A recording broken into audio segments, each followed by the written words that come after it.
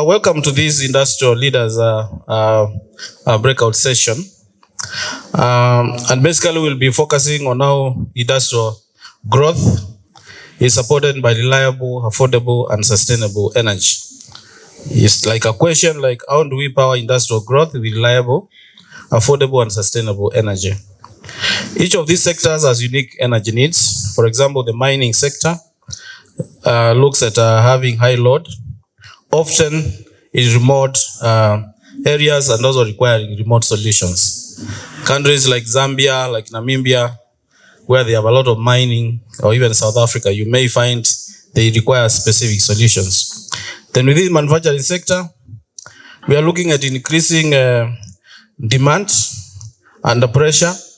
Also, companies are required to go green, and also they are supposed to be cost efficient so that you don't waste the energy. Then within the data centers, demand, again, almost near perfect. Reliability and uptime is very, very important. And then lastly, with regard to agro-processing, it depends on affordable and distributed energy for value addition. Yet across all these sectors, energy remains both a constraint and a major opportunity. And that's why the discussions we have had here, utilities, regulators, they don't seem to be friends of the consumers, because maybe perhaps we are not meeting their expectations. So I'd like to give my panel. Yes? Check if you can hear you. Mr. Saverio, can you hear us, please? I know you. I can hear you. It's fantastic. Not great audio, but I can hear you. Thank you. So, because now we are doing the introduction, and maybe let me start with you so that we don't forget you. Guys who are online tend to be forgotten. So, introduce yourself to the audience and tell us what you are doing in South Africa. Thank you. Okay, thank you, Mr. John. Is it my turn, right? Am I getting correctly? Please go ahead. You're right. Thank you, Mr. John. Thank you. Good afternoon, and good afternoon to the audience. And thanks to the ISAC for the invitation. I am Saverio Frullani. I'm a business developer, a senior business developer at Enel Green Power, working in the Southern Africa region. As you may know, Enel Green Power is one of the largest renewable energy operators in the world, currently sitting with a more than 60 gigawatts pipeline of operating projects. The core business is developing, constructing, owning and operating renewable power plants all over the world, supporting the global energy transition.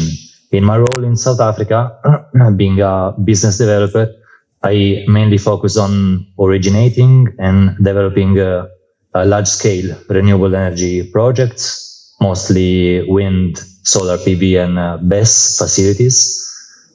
And after the development phase, on structuring transactions with public and private clients to build and operate these projects under PPAs, either under public or private schemes. Pleasure to be here today. I'll stop here. Thank you very much, Saverio, for that, and we do appreciate you for joining us online. So I'd like to go to Jackson, maybe introductions. Thank you so much. Happy to be here this afternoon and privileged. My name is Jackson Molo. Coming from cement sector, currently working for Bamburi Cement, one of the early adopters of and with the biggest, I think, C&I project, I think currently sort of in sub-Saharan Africa. And I'm here to share experiences from the user perspective in terms of, we have heard a lot from the developers, the guys who are in the energy sector, but us, we are the users. So thank you so much. Thank you very much, Jackson. Shah? Hello, my name is Aarti Shah, and I do B2B advisory across agriculture, energy, and climate. Specifically for the conversation today, we are putting up the first biomass gasification plant, 0.5 megawatt power, but also 600 kilowatt thermal in a Kenyan tea factory later this year. I know biomass gasification is perhaps seemingly the new solution in town, but it is very much part of Kenya's bioenergy strategy 2020-2027. And we are doing exactly what the strategy is asking, which is we're about to start a pilot. Yeah. Thank you, Aarti. We'll be looking forward to hear more as we have this conversation on what is happening. Thank you. James? Good afternoon. James Shoetan, CEO of Equator Energy, where we originate, finance, develop, construct, build, own, and operate large renewable energy systems for businesses all across East and Southern Africa. We have worked with over 20 different industries across the 120 thereabouts installations that we have in 6 countries, primarily in Kenya, where about 65% of our portfolio sits. But in my career as well, developed about $450 million worth of projects across industries like cement, and data center, steel, etc., and brewery as well. So I'll do my best, which is still probably a pretty poor job of representing some of the folks that couldn't be with us here today on the data center and brewery side. Okay, thank you. While you are still holding the microphone, maybe I want you to answer the first question. I want to start with a broad question for all of us and to everybody, the panelists.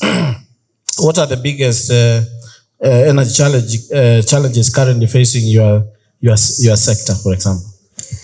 Yeah, so the biggest gap that we see across all the industries that we work with is the difference between what is needed and expected when it comes to power, cost, and reliability, and what is available, readily available in the market. And so you have folks, whether it's a large cement plant where the power cost is just super high, especially here in Kenya, highest in East Africa. And then you have others who aren't even able to get the grid. Like they'll be in northern Kenya trying to grow their business, but there's no grid. So they're using diesel generators themselves. So what we see is really that gap between what they need and what they can easily get. Okay. Thank you. Aarti? Yeah, so I think for agribusinesses, which I'm going to sort of talk about, it's quite similar. It's how do we make sure that if you are producing tea, who drinks tea here? Okay. Did you know that the reliability of power actually impacts the quality of the cup of tea that you're drinking? You know, for every power cut, if you read Williamson Tea's annual reports going back the last few years, they actually lament about the grid power outages, saying that it disrupts their processing by 20 minutes, which means it degrades the quality of the tea that they're producing, which means it makes less revenue for them, and it gives you, a mediocre experience. So that is one of the issues that we are very much trying to address. I think the others, we've already talked about a lot.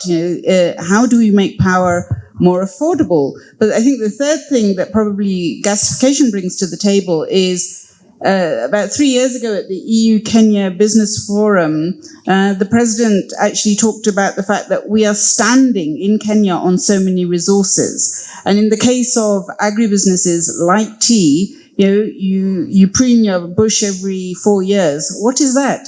That is a source of energy. And we haven't until now been able to capitalize on that particularly well. So it's been a challenge, but we're turning it around. Okay. Thank you. Thank you. Yeah. James? Yeah, from the manufacturing sector and especially cement, I'll say power is a very critical element. It takes care of, it's around 20 to 30% of the cost. So it's a critical input. So when you talk of power and with the current situation where the tariffs are quite high, then you can see it's really huge in the bottom line.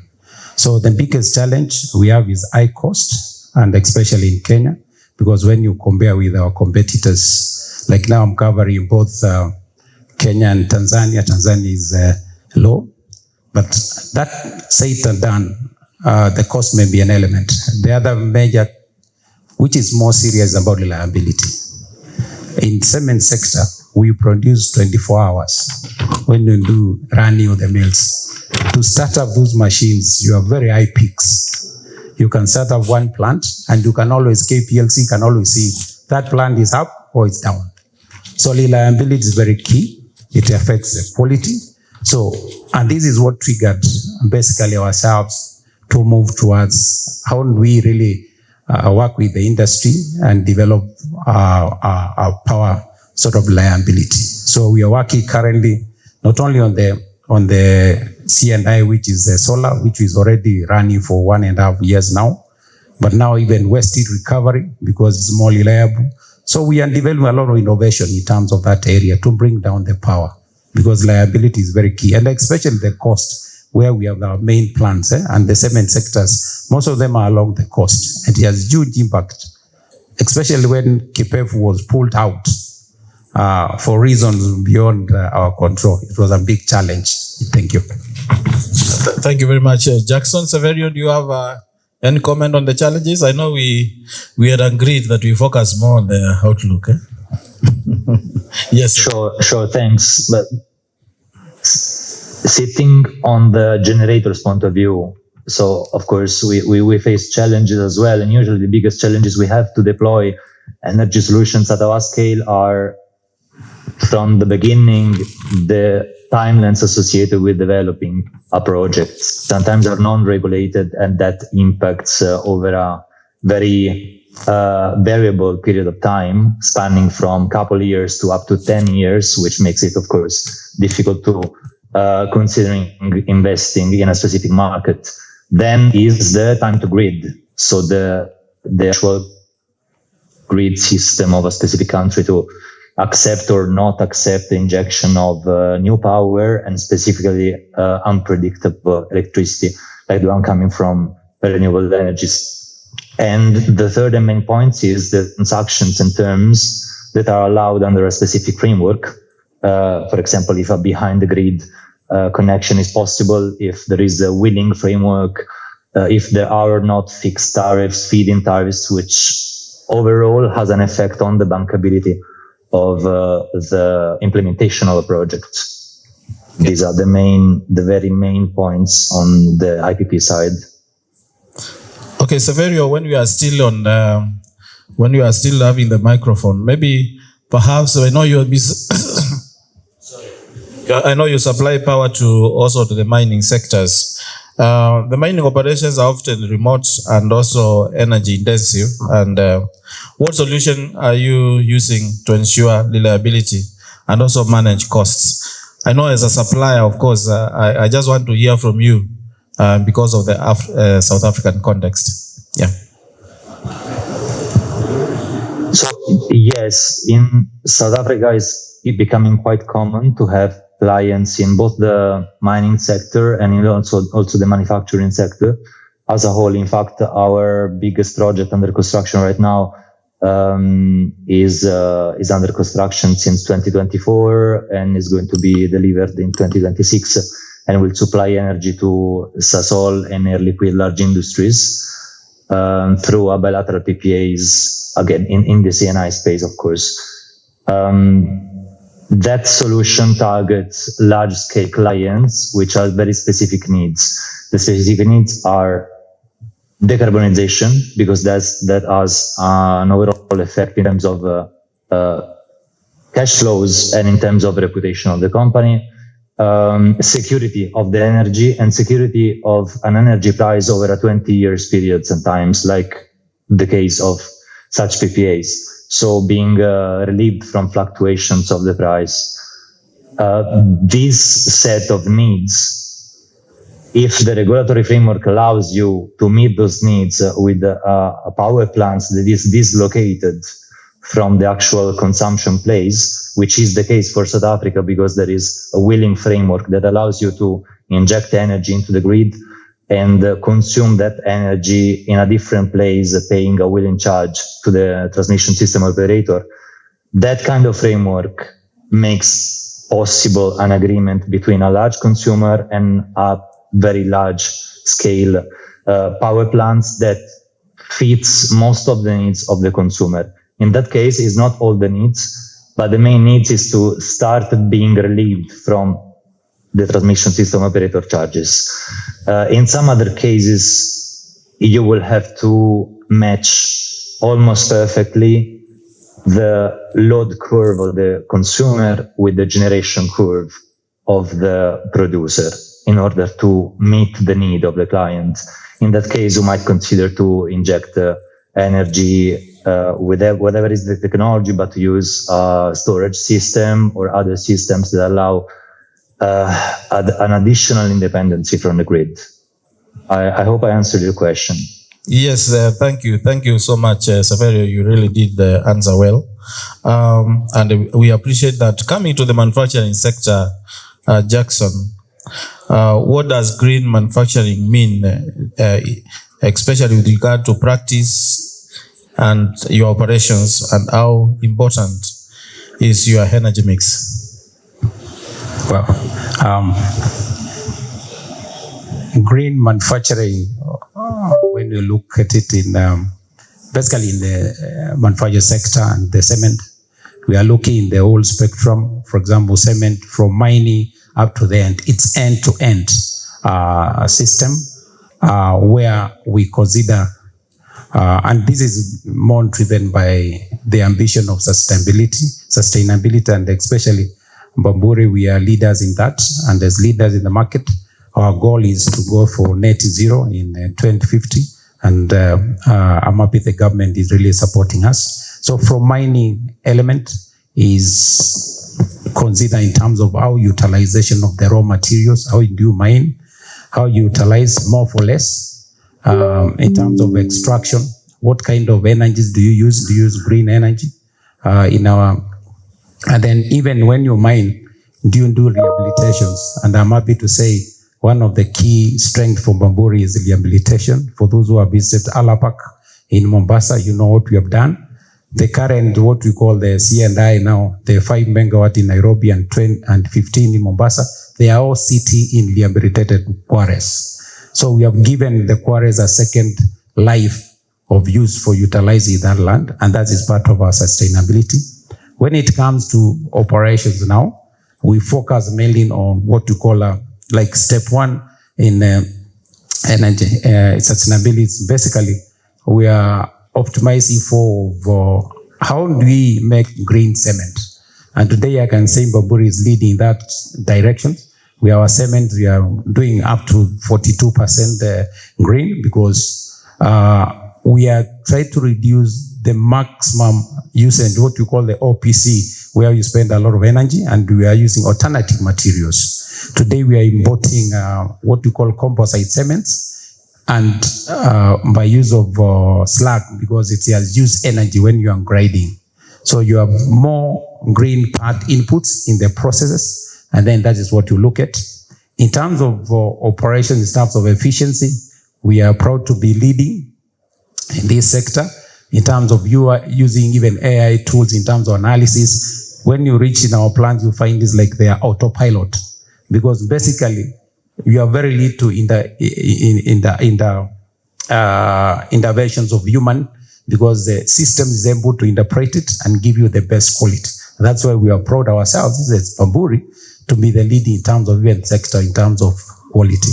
So we move all the way up to even dispatch. We are looking now in terms of what we call the step 3, where in EVs, where we are starting now to use even electrical vehicles in terms of deliveries and use of the systems. Mm-hmm. So green energy is looking at every step in your own process. Mm-hmm. Thank you. Thank you, Jackson. That is very, very impressive to hear.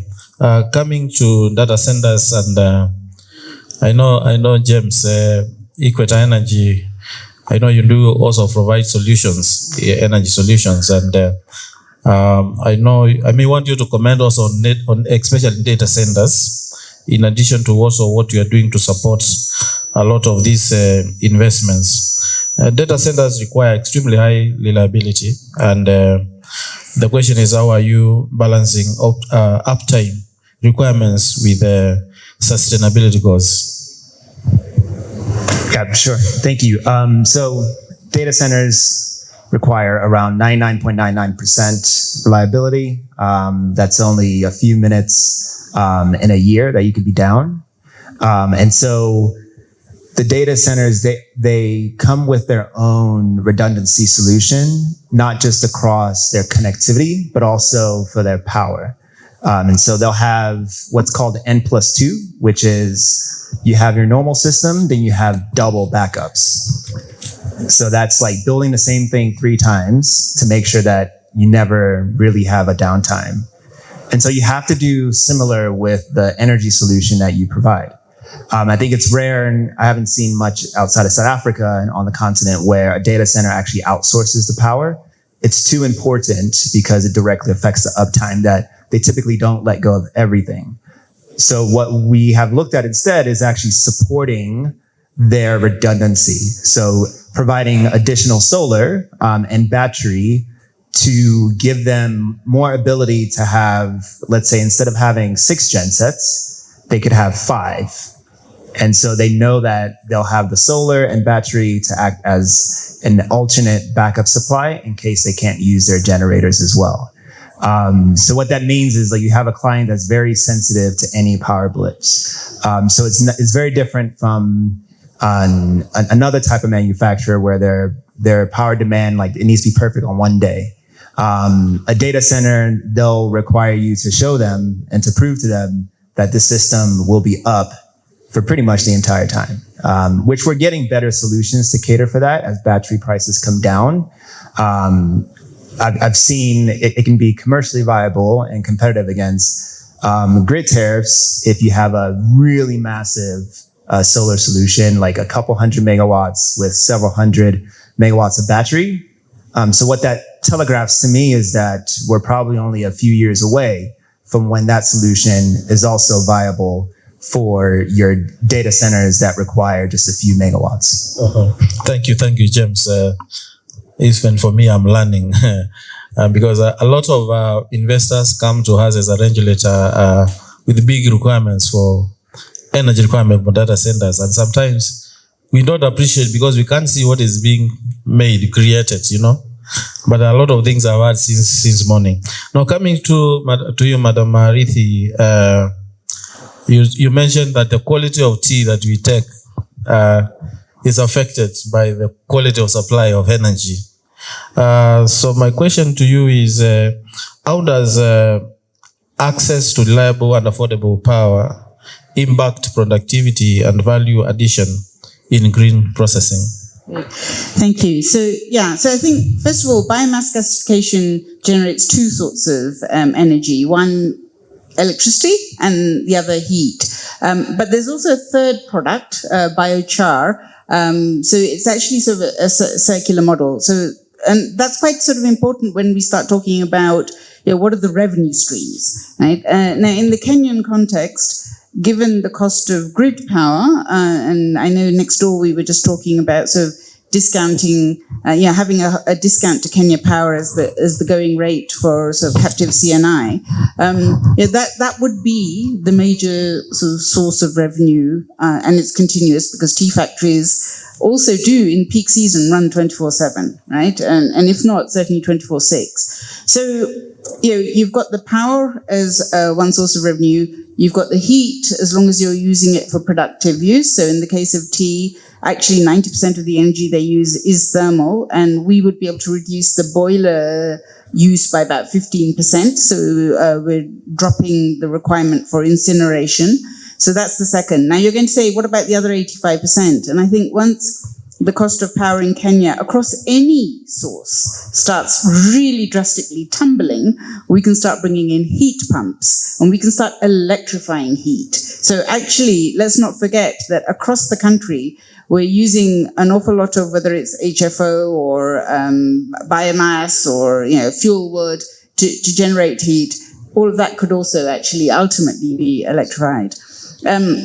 And then, as I said, the third product, because the third revenue stream is biochar. So that's one way in which we can make these solutions more attractive, de-risk them, but also potentially make them more affordable. But I think my request to the regulator is to think, what is the objective of having power and heat in the first place? It's industrialization.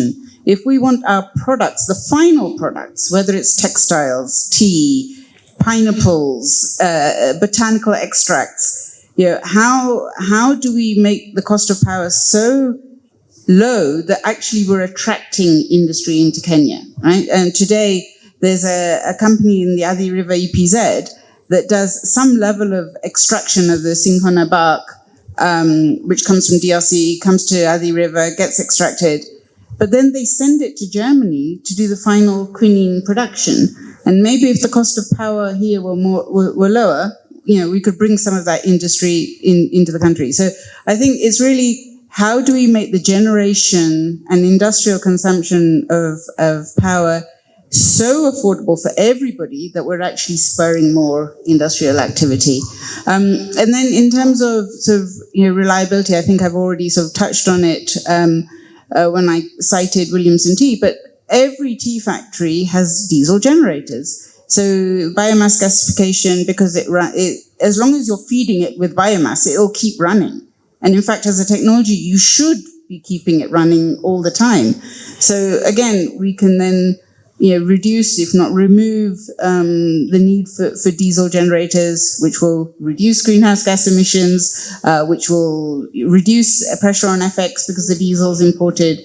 So yeah, lots of things coming into the mix there. And then the last thing I'll say is biochar is also a source of carbon credits. So again, that then comes into the financing mix. Thank you. I read that is very, very interesting. And one of the observations I made when the tea companies were declaring their bonuses, I realized there's a correlation between companies that have installed their own generation and they're also selling power to KPLC to the dividends that they issue. Meaning that companies that have installed the systems, power systems, they also earn extra money from power. And because of that, the kilogram price per kilo seems to be higher than the other companies. Very interesting. Maybe before we come to the audience for one or two questions, I would like to maybe to the panelists, when it comes to C&I power solutions, just briefly so that we can get one or two questions from the audience, so that they are not bored. What type of C&I solutions, power solutions, are you currently using? Of course, you have already mentioned some of them. Solar hybrid systems, storage or captive generations. And are these investments primarily driven by cost savings, reliability or sustainability targets? I think we sort of have answered that question in one way, but maybe briefly for the sake of the audience. Yeah, can start with you. Yeah, I mean, I think so. The tea sector in Kenya is currently under duress because there's actually overproduction. So there is real pressure to reduce production costs. And if energy can be part of that mix, so be it, right? I think at the same time, if you are making your heat less polluting, which gasification does vis-a-vis incineration, that's also a plus. If you are then introducing biochar into the soil, you're removing carbon dioxide, but you're also helping soil health and actually reducing nitrous oxides as well, which is another greenhouse gas emission, which is actually more potent, in fact, than carbon dioxide. And the last thing I'll say, which is not because it's the least important, it's actually probably one of the most important, is gasification as a technology. If you go into a tea factory today, you won't see women operating the boilers because it means lugging 1 meter billets of wood into effectively a huge furnace. So you don't see women in energy roles. Gasification would allow you to change that. If you look at the biomass supply chain in tea, it's eucalyptus. Again, how many women are going to be out there, sort of felling eucalyptus trees? Whereas with tea prunings, suddenly the conversation changes. Actually, the pruning itself today is predominantly done by men, but we're thinking about how to automate that so that we can make it more efficient. We can attract young people with shiny new toys, and also make then the delivered cost of the biomass,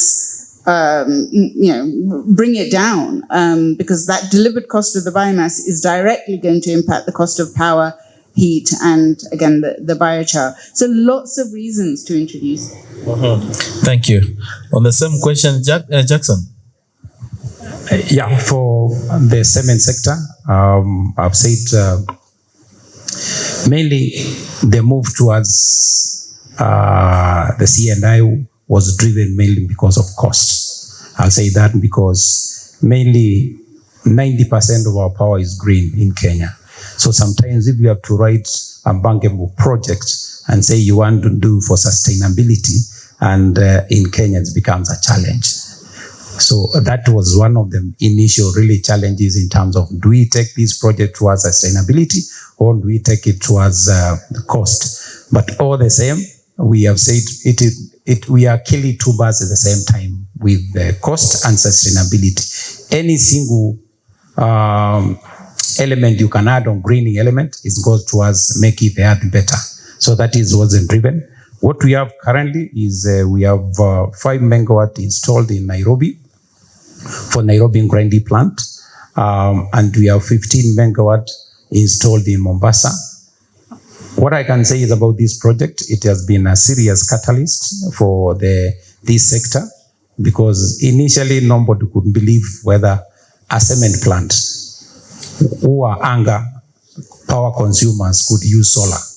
But today, because of initiatives and because of make-believe, Bamburi went into this space. They took the first initiative, and we appreciate, I've seen the developer here, Momnai, who we work together from conceptualization up to really deliver of this point that we can say, as far as we are concerned now, we are happy and we are very proud, because what I've got testimonies here is other people have gone in and they have got in.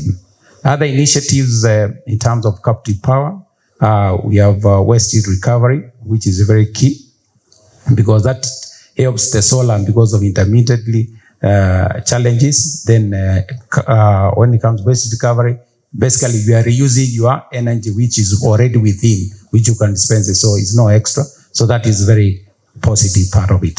Okay. And I want to add that Bamburi is still leading in biomass usage. Currently we are running our plant for heat demand in Nairobi, 100%. We are using waste oil. All the petrol stations, we collect them. We help them in terms of deliver that. And then biomass in terms of rice husks, we are firing that 100%. And we are going full throttle in terms of greening. Thank you. Okay, thank you. Thank you, Jackson. So cost saving is definitely an important factor, an important driver. Reliability might be the key driver in some cases, like the South African one, like in some, possibly also in some cases in Kenya. Sustainability targets can be the main drivers in case of very large customers, I would say. So when the size of the customers comes to be very energy intensive, the expenditure of the energy item in their balance sheet becomes really massive, and also on their balance sheet of their emissions, the electricity related part is massive, can get up to 30 or 40% of the overall business emission.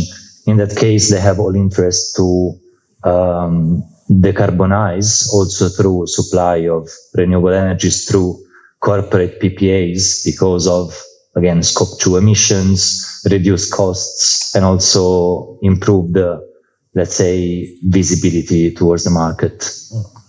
Okay, thank you, Saverio. Before we go to the audience, maybe James, because he has mentioned about corporate PPAs. Maybe from Equator's perspective, maybe what is your comment on the same? Given that you also develop solutions to other companies. Yeah, I would say from our perspective, it's all driven by client need, as was just said as well. And a lot of that need starts with cost savings. And the quickest win for that is to do solar grid tied. And that's just a very simple solution, relatively, that you just install and run, and there's very little operations and maintenance complexity. And to move some clients who want to get even greater savings and do it further as technology improves, then we add batteries to that solution and increase the solar. And then you can look at other types of energy forms, which was mentioned. One is waste heat recovery, biomass. There's even small hydro that you can see some captive folks doing. Then you do all those things to get yourself as much renewable as you can. And what we're seeing here in Kenya is that first phase is quite acceptable. People can get the 20-30% from solar. It's getting to that next phase where you're doing batteries, where I see is that we're at the forefront of right now. And recent events has made it a bit more tougher, but I think in the medium term, we will see a lot more batteries coming into play in Kenya, not just at the grid scale, but also behind the meter to improve power quality, because I know quality is huge for you, and also potentially even tariff arbitrage. So you could have different uses that you'll see as the market continues to develop. Thank you. Very, very interesting. And the good thing is that I was recently in the South African power pool because we want to operationalize ours in East Africa. And I realized C&Is in South Africa have become very innovative. They are providing power to the grid because aggregators in the market, I think once we open our market, we may have aggregators coming in, getting power from everybody and feeding that power to the grid. Very interesting thing. So I would like to go to the audience. I don't know whether we have a mic that is moving around. One or two questions from some of the issues we have touched based on. Who wants to go first?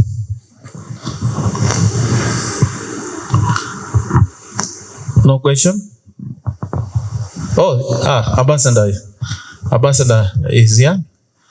Give Ambassador the mic, please. While Ambassador is waiting for the mic, I will say that every time I meet Ambassador, he says to me, when are you getting outside the grant space? So I'm so glad I've met James today, because just to say that our biomass gasification plant, and we've got my project developer here, Robert, we've got Liz who's on our board, Georgia Lou is also on our board. Our current project is funded by the UK government via UNIDO. But as soon as we start operating and we prove to people it works, I'm coming to you. Well, first of all, thank you very much, Mutua and your panelists, for the very insightful sharing of information. A lot is happening, and we're glad to know that all the good work that you're doing, very impressive. And the fact that I mentioned earlier, green industrialization, of course, as you said, Jackson, is an in thing today. And the global direction is towards low carbon development. And our country is pushing a green industrialization initiative across the continent. And happy to learn what your organization is doing. I just wanted to understand, because of the investments that you have done so far, where you're producing some green energy, green cement rather, whether that has allowed you to earn any additional premiums for your products. The other thing is cement is one of the sectors that you call hard to abate. Yes. Cement, steel, and soap and fertilizer.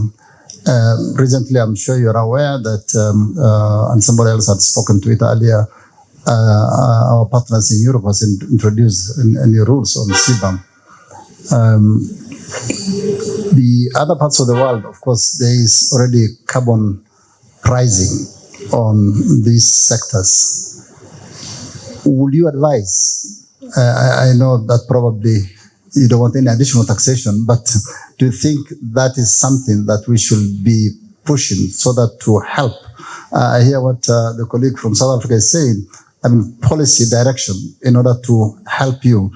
Now you've been pushed to a large extent because of cost saving, more than policy direction.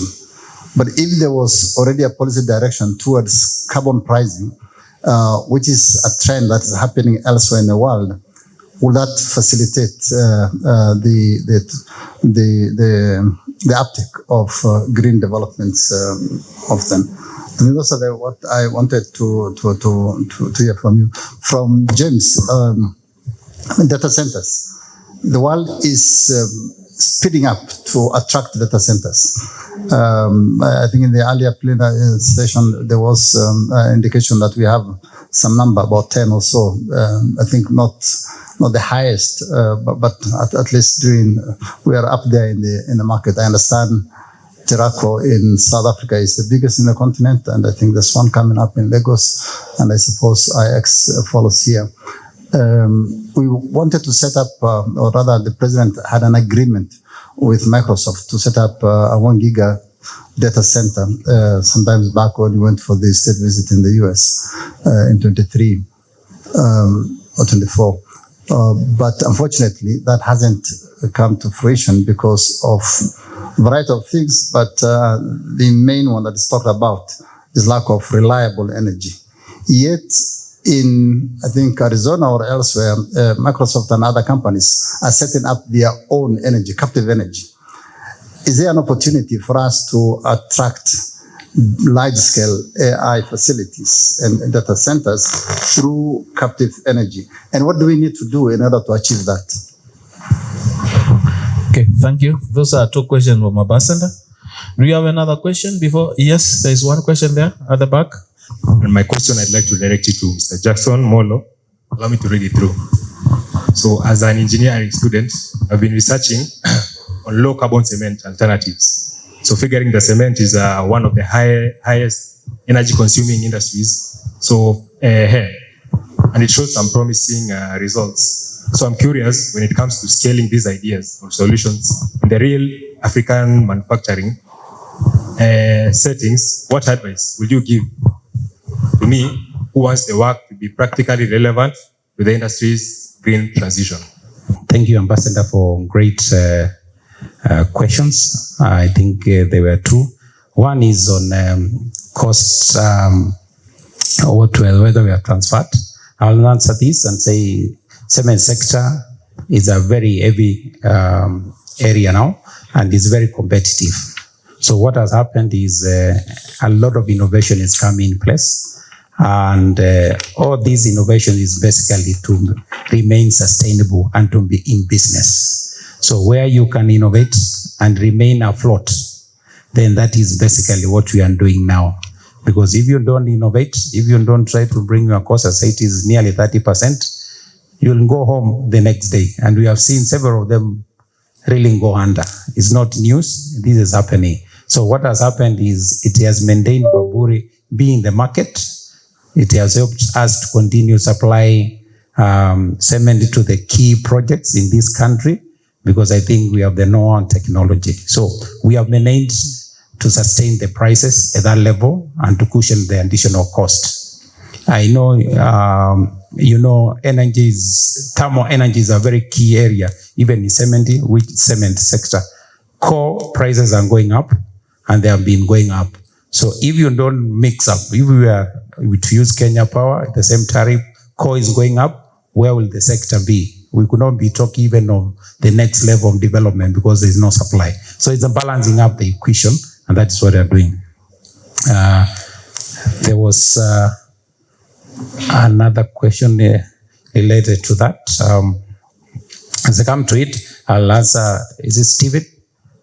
I think this is a very good opportunity and there's a lot of research going on.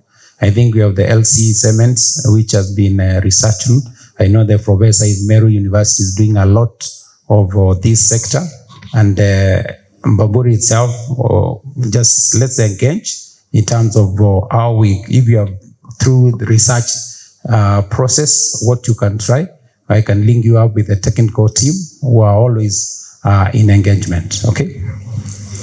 For the ambassador, this other question was more of, if we develop policy, will it drive us towards sustainability, towards adoption?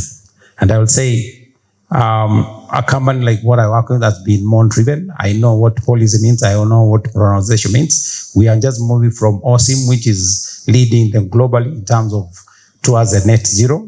All the policies we are putting and driving and the project design, we link towards net zero policy. But the issue is, I will recommend more of, because sometimes policies will end up penalties and even increased prices. It's not competitive. I'll talk of industry legalizations. I'll give a good example what even the energy sector is doing in terms of energy audits. So if we are to come up with policies and set KPIs across the industry, and we work through CAM or KEPSA, then we can come up and say, cement sector, what targets do you need to have standard targets, and everybody to be driven towards that, but not policy to penalize or even to, because it's going to take time. Some people are very low, others are in advanced stages. I cannot compare where we are in terms of thinking with some other players, because then it helps, first of all, legalize the market, and then bring it to a level, and then the next stage, now we can go to policies. That's what I look at. Thank you, Jackson. I think also, if I got also Ambassador clearly, there's something he was asking on the carbon credits, carbon pricing. If that price was, for example, attractive, will we see even more players also trying to invest in the same? Yeah, I think this is an area where much more research needs to be done, working closely with the industry in terms of tax economy in terms of this area of carbon, because I think we are doing it, we are calculating it, but in terms of how to benefit it and how to bring it back to benefit the industry becomes a challenge. So I think I would say this is an area we need to do much work more into everybody to understand how it works. Yes. Okay, thank you. James? Sure. I'll give a quick example to one of your questions around how green manufacturing also helps and improves the revenue of a company. There's a textile company that we work with, and they export all of their product to the US. And those buyers, they come once every 18 months and actually inspect the plant to say, okay, how much solar did you get? Is it working? Also, not just solar and energy, but also sustainability. What community initiatives are you doing? And that can actually change the revenue that they get by up to 40%. So there's a real premium out there in the world around having more and more sustainable manufacturing. And to your question on data centers, I think it's a fantastic one. It's also a very complex one because it requires so much collaboration between different sectors, not just the CNI sector. We're only just one piece. I think if you were to encompass it really in one sentence, I would say predictable and reliable power sector. So where does that start? It starts with grid uptime, because that should be the most reliable part of the electricity sector. So having no incidents of like major blackouts, it would be an indicator for that. But also the power quality that they can get. So for the N+2, they can ensure that one of those ends is actually just a grid, where they can't do that today.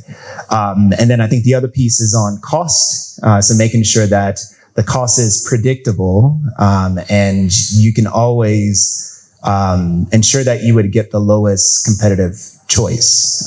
Whereas for a lot of folks, a lot of businesses in Kenya, their main choice is KPLC, which fluctuates based on foreign currency, oil prices. I think there's like 7 different levies. And that kind of scares people, because in some places they just get one price and that's it. And so I think doing that piece, but then as well, how can we plug in as CNI sector? I think it's around having that standardization of the solution, and also tailoring the solutions as well, more for the clients. So I think when it comes to standardization, it's on the contracts and where risk gets placed. And then I think the customization comes through for the different types of clients, like data centers. Now, you need super great quality, super great uptime. So I think, I won't keep going, but those would, for me, would be the top 3 factors to attract more data centers to Kenya. Okay, thank you. Andrew, I don't know how much time we have, because I know we started late, so you'll advise me with regard to time.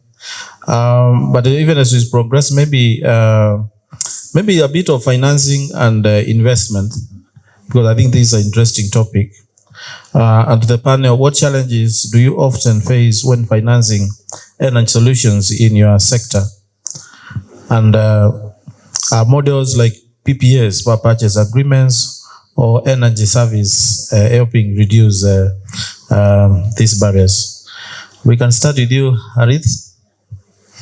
So I think first thing is really how to improve the competitiveness. If I go back to that point about how to improve the competitiveness of power, if you are going to be having a C&I sector which is going to thrive, it needs long-term, competitive, consistent policy.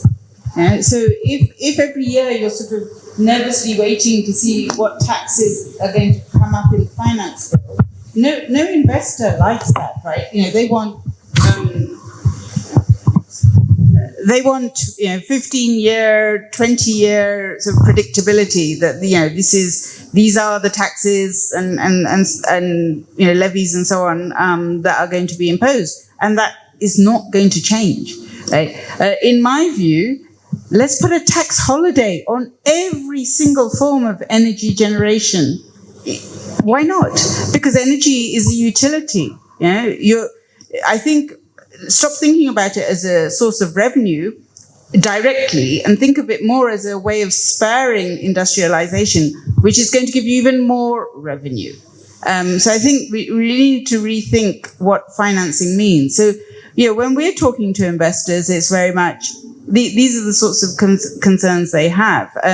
If we want to create a gasification ecosystem in Kenya, if we want Kenya to be the center of excellence for Africa, for gasification, it's got to be cheaper to build the plants and have a whole sort of thriving after-sales service industry. At the moment, investors are telling me, why don't you just build it in India?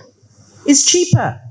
So really, it's Kenya's to lose. For as long as Kenya keeps slapping on every single tax and levy on top of anything to do with energy generation, you're actually losing out on a lot of opportunities. That would be my comment.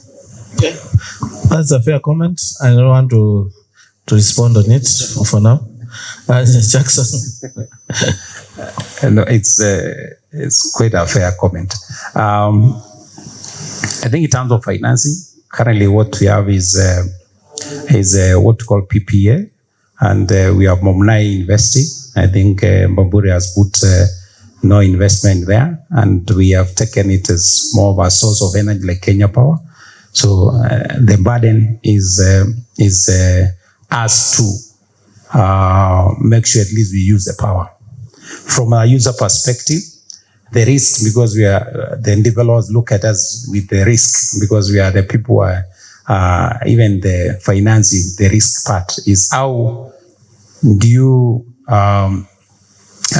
provide long-term, long-term belief for the investor to invest. And that is where basically, because these PPAs are like ours is 12 years, and we have a land lease for 25 years. So we have guaranteed them in terms that they will operate for 25 years.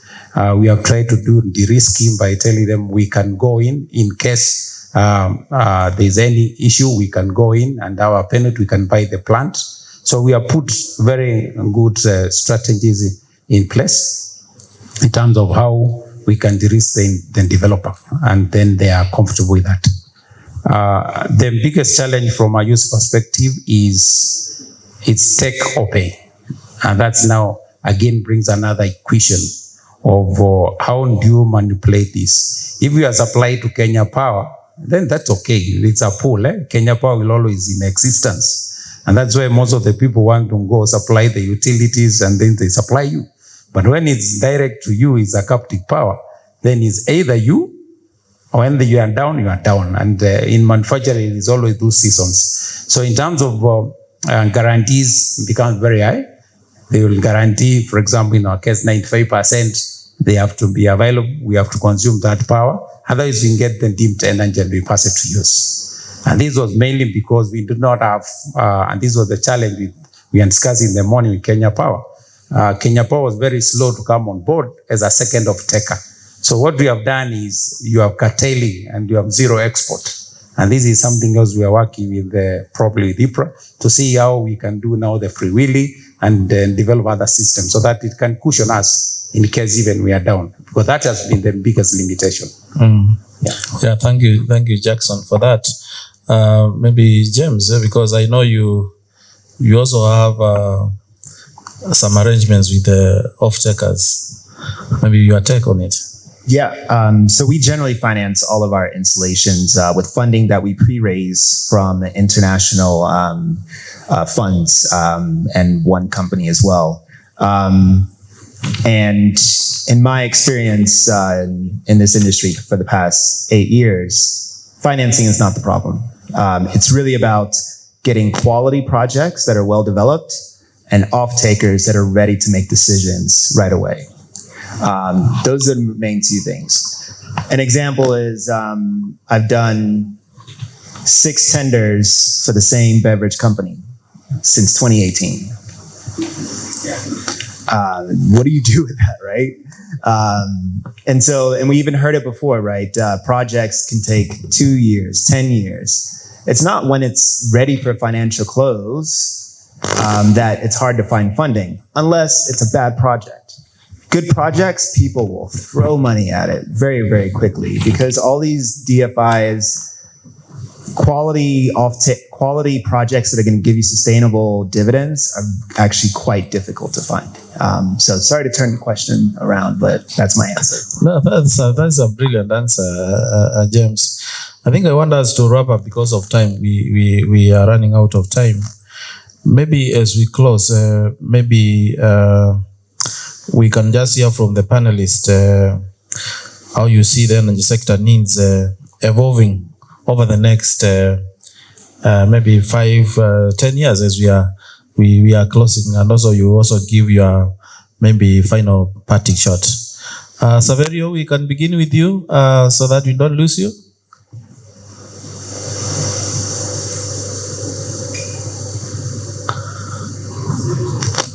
I hope he's still with us.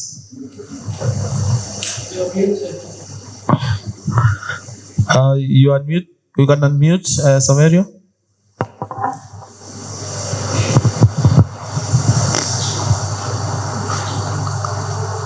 Perhaps we can start with the. Can you hear me? Yes, please go ahead. Okay, no, sorry. I'll need to ask you to repeat the question. I'm sorry.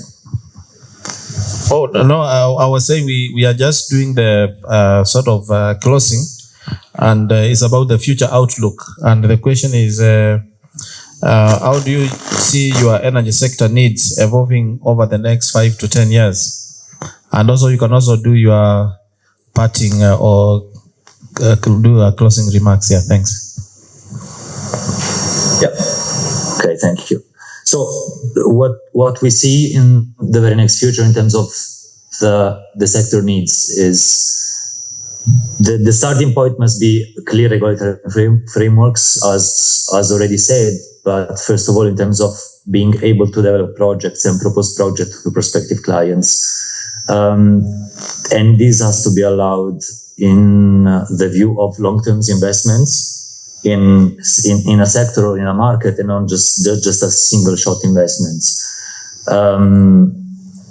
The second step in terms of de-risking an investment and therefore seeing an evolution of the market, more heavily investments in a certain market, is to be able to regulate appropriately risks of curtailment in the case of you operating a renewable energy facility and then having a TSO risk of curtailment on your facility, which is supplying energy to a client but can't do that because of the TSO constraint. And then I think it's going to be more and more hybridizing solutions with the storage systems, because they will help on one side matching more appropriately the demand of a certain customer, and on the other side, de-risking the curtailment risk from the TSO. That has to be allowed, though, also through providing ancillary services to the market, not just using the storage systems as load shifting or supply shifting facilities, but also supplying ancillary services, because the investment is quite capital intensive and not always sustainable. But what we hope to see is a change in regulation that allows, first of all, creation of local industries. Second, when a market is created, there will be lenders coming into the market and making the financing side, which you were just mentioning, more viable and more easy. And then entering of traders into a market. So being able to build portfolio of customers and portfolio of generators. So at that point, the main risk on the generation side and on the client side will be addressed. And just at the very last point is an opening of a wholesale electricity market, which would help in addressing the concern of a take or pay PPA from clients. I hope I answered your question. Yeah, thank you, Saverio, for that. And it's good you also mentioned about the electricity markets as well as a long-term solution to this. In a quick one, Jackson? Yes, close, I would say, for the manufacturing sector, I think currently it's more of a war zone. We'll continue innovating different ways of how to increase efficiency, even in the same energy we are using, and try to maximize use of clean energy. And the barrier, I can say, the barrier which was on C&I has been broken by putting up this C&I in the main power consumers. So we'll have more adaptation of the same. And the future looks very great. What I will request through EPRA is to operationalize the policies which are in place. For example, net metering. Bamburi, today we are net metering ready. We have export-import meters and all that. We are ready to go into it. We are ready to do freewheeling. For example, now we are just kicking off our project in the other side of the coast, Matuga, Kwale. Instead of we can expand the solar in Mombasa plant, the mainland. Instead of putting up a new one, it's going to be cheaper. So that at least, but we do the freewheeling to the other side. So there is need really not to talk, because I think we have been in this engagement a lot for policies. I think let's operationalize it. Let's go to the power pool for East Africa. We want to do procurement, not only from Kenya Power, but we want to really do purchasing from everybody. Thank you so much. Thank you. All those things are coming. Aarti? So I think in 5-10 years' time, Kenya's got 156 tea factories. So I'll be happy with 30% market share. If we can get, once we sort of start operationalizing our pilot and proving the data there, how do we then sort of ramp up? I think on our side, we need to make sure there's a reliable biomass supply chain and there's opportunities there to bring in new technologies. I think in the tea sector more broadly, they're looking at electrifying green leaf trucks, so there'll only be more demand for power. I think, as I said earlier, if there's an opportunity to electrify heat, again, there'll be more demand. And I think, it just goes back again to some of the things that have already been said. If there is times of the day or the week, or indeed, during maintenance periods at tea factories when there is this excess power, where do we put it? Let's make it easier. Ours is small scale. It's from 0.5 megawatt up to probably 6 megawatt. It's not sort of on the 20 megawatt size or whatever, but still, it all counts. We shouldn't be wasting any energy. So how do we make sure that we make it attractive for everyone? Yeah, James. Can I beat a dead horse? No, I'm not going to. But I would say just one thing. There's been a running joke that wheeling is the future of Kenya and always will be. But the more and more I come to these, the closer and closer I see it getting. So I'm actually quite optimistic. I think net metering is going to happen quite soon. Wheeling is further down the line, but technically it's quite feasible. The law's there. We'll just go ahead and do it. But the thing I'm most optimistic about is that electricity demand is going to explode in Kenya and the broader region. And a lot of that is being driven by the technological innovations that we have that are burgeoning around us. This Gen Z, Gen Alpha, they're not going to use less power than what we are using today. It's going to be multiple times more. And so with that, there's going to be plenty of work for us to do, plenty of cement for you to sell. And I'm really excited by that. And I think the enablers around that should come together. If not, we'll just figure out a way anyways. Yeah, thank you. Thank you very much. I think at this point, because of time, we have to end our session.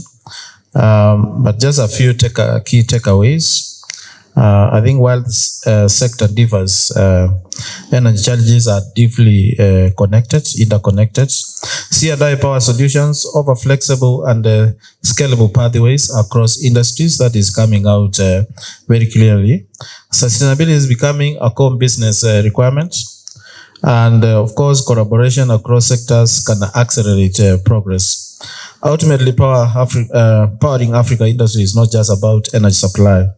It's about enabling competitive, resilient, and future-ready economies that also want to uptake the same power. So I'd like to thank you very much we may not have another round of questions because of time, isn't it? Maybe we can appreciate the panel, and I think we'll take a photo.